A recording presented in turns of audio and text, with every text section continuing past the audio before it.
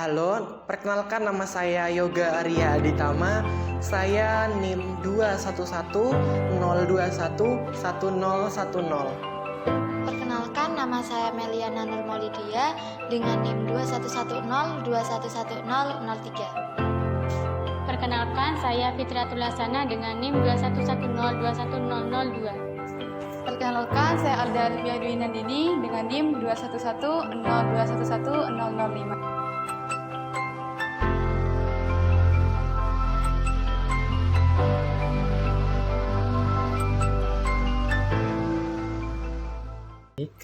Perkenalkan, saya Ahmad Nasaruni, pembina harian di LKS Kusma. Di sini ini awalnya itu ada lahan kosong, tapi lahannya adalah lahan wakaf milik Muhammadiyah dan ini tidak digunakan.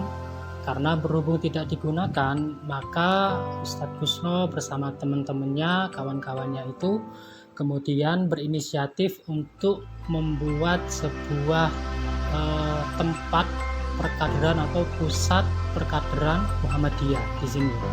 Nah, namun ketika hendak membangun kegiatan pusat perkaderan itu, ternyata banyak dari bapak-bapak itu tidak setuju dengan pembangunan tersebut karena terkait pembiayaan yang cukup besar.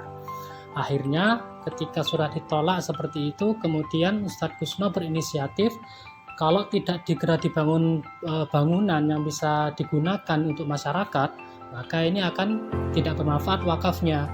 Lalu kemudian Ustadz Kusno itu beliau berinisiatif untuk membangun sebuah panti asuhan pada waktu itu, pada tahun 2014, peletakan batu pertama 2014 itu. Nah, berdirilah panti asuhan ini karena untuk supaya itu lahan wakafnya ini bisa digunakan selayaknya sehingga bisa bermanfaat bagi yang berwakaf dan juga bagi masyarakat. Nah, seperti itu, Pak.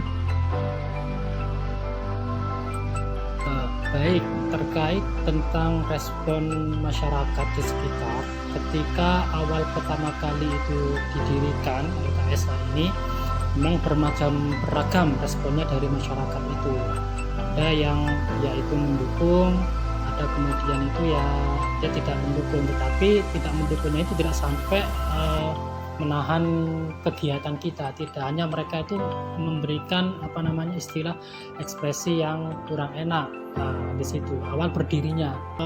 Setelah berjalannya sekitar 2 tahun 3 tahun itu kemudian berubah responnya masyarakat itu, yang awalnya itu ada yang menolak, sekarang semuanya itu sudah mulai mengerti, sudah mulai paham ternyata walaupun panti asuhan milik Muhammadiyah, manfaatnya itu tidak hanya untuk Muhammadiyah saja, tetapi untuk orang-orang yang ada di sekitarnya itu. Nah, sehingga dari situ kemudian banyak masyarakat yang mendukung.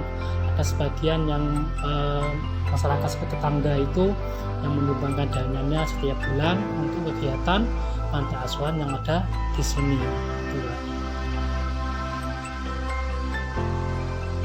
Baik, terkait tentang pendirian Rada Nurul Husna ini, memang ketika awal mendirikan itu terdapat kendala. Yang pertama berkaitan dengan administrasi pembangunan lembaga, karena butuh IMB di situ, terutama IMB izin mendirikan bangunan, tentu itu harus ada persetujuan dari masyarakat sekitar. Nah, masyarakat sekitar kan pada waktu itu tidak sepenuhnya itu seluruhnya setuju tentang pendirian ini, sehingga agak kesulitan dalam mencari izin mendirikan bangunan itu. Namun dengan pengertian yang disampaikan oleh pendiri Ustadz Kusno dan juga para pengurus, akhirnya mau tidak mau yang mereka itu enggan memberikan izin untuk bangunan ini, mau tidak mau mereka memberikan izin walaupun tidak dengan sukarela. Nah, seperti itu. Kalau berkaitan tentang hikmah yang bisa kita ambil, itu karena saya akan mengikuti dari 2 tahun ini berdiri, saya masuk ke sini, saya mengikuti betul di situ. Nah, yang bisa kita ambil dengan berdirinya panti atau LKS Nurul Husna ini, tentu yang pertama itu ada perubahan sosial di sini dan sosial masyarakatnya. Yang dulu di sini itu sepi tempatnya, sepi karena dekat dengan kuburan. Di sini dulu pepohonan saja, besar-besar pohonannya sampai ke sana itu. Dengan berdirinya ini lalu kemudian itu menjadi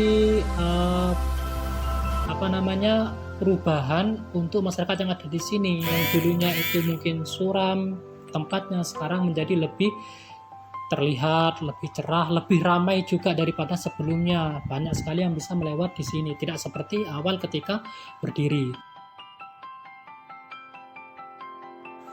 Pesan moral yang bisa saya sampaikan adalah saya ada kata-kata hikmah yang saya nukil di situ. Jadilah kalian seperti bunga yang tetap memberikan keharuman walaupun kepada tangan yang sudah merusaknya.